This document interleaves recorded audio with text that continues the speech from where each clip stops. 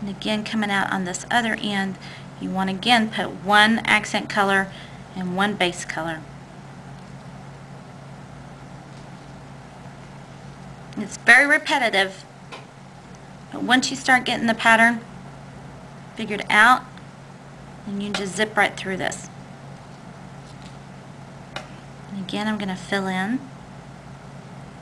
And what you're going to look for is the edges where we just added. We're going to have 3 of the accent color.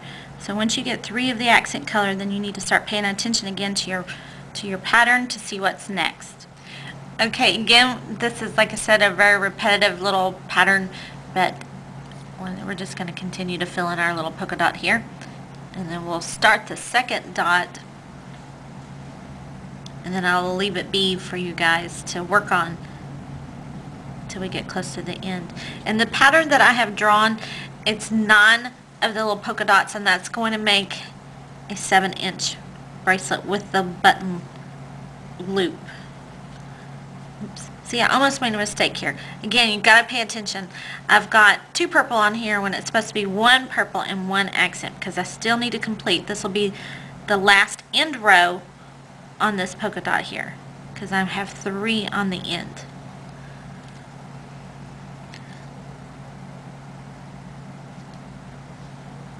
But when you're doing those hard turns and you're weaving back through, you know, a couple of rows, it just makes it harder to pull things out. So that's why you just want to be very careful. Okay, I'm going to look at the pattern again, and here I've got my 3 ends of the dot according to the pattern. So now I can see I'm going to fill in 2 more here and 2 more here, and then we're going to bring in the base purple. And we're going to bring in the base purple one more time, and then this middle will have 1 more row of accent. So we're supposed to have 5 accent colors in the middle according to the pattern.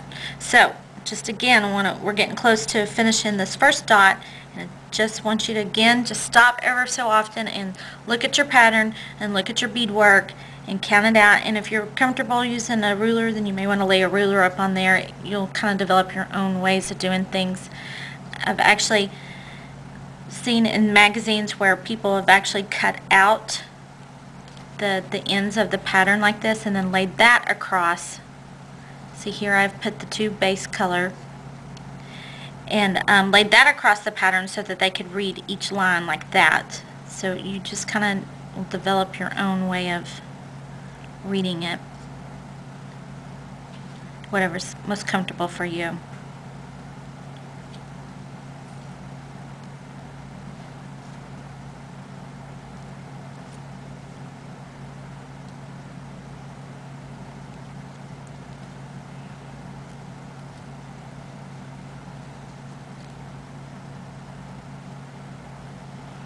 Now here I'm going to do all purple because I've completed this little polka dot.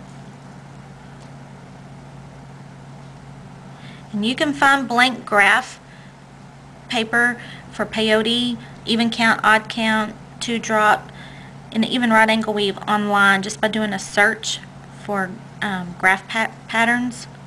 I actually got this out of a book.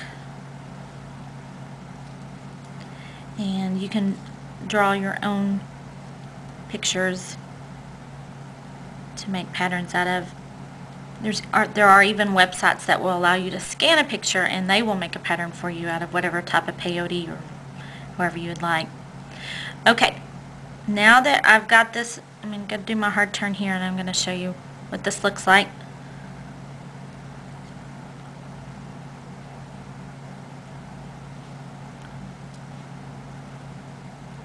Now we have 1 of the little dots completed, as you can see to the graph. And this is why I said sometimes it's easy after you get started, so you can really get 1 done and then you can kind of see the pattern, how it falls in here.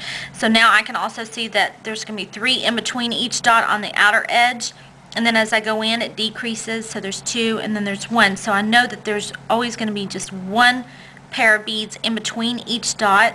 So I know that I'm going to fill in with a purple here and a purple here, and then another line of purple on the edge, and then I'm going to start bringing in those accent colors when I get down to here. So this again, once you get 1 done, it really kind of starts to take form, and you can really kind of see it a little better than using the pattern, but you may need to always refer back and forth to the pattern. So I'm just going to start the next one, and then we'll let you work most of your bracelet.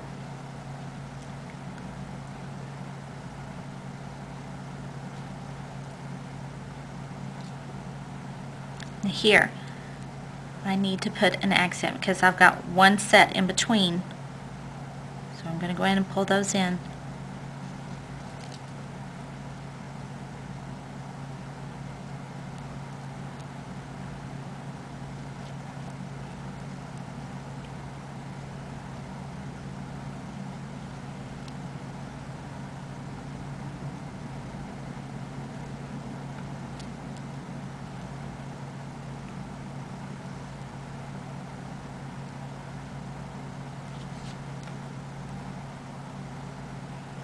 And according to the pattern, I don't need any more of the base color. I need to go ahead and pick up the 2 accent.